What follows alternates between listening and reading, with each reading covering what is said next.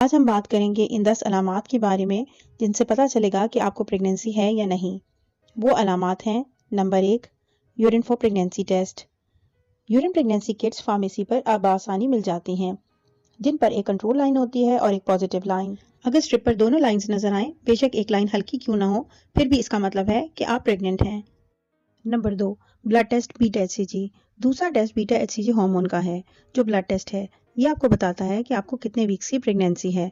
Lab report पर reference ranges लिखी होती हैं, जिससे मैच करके आपको एग्जैक्टली पता चल जाता है कि आपकी प्रेगनेंसी कितने हफ्ते की है। Number 3, miss periods. अगर मंथली साइकिल मिस हो तो आप प्रेगनेंसी को कंफर्म करने के लिए प्रेगनेंसी टेस्ट करें। कई बार साइकिल मिस होती है, लेकिन पीरियड्स की डेट पर हल्की फुल्की स्पॉटिंग होती है। इसको इम्प्लांटेशन ब्लीडिंग कहते हैं और ये भी प्रेगनेंसी का ही साइन है। इसका मतलब ये है कि एम्ब्रियो जब यूट्रस में अपनी जगह बना रहा होता है, यानी इम्प्लांट हो रहा होता है, तो इस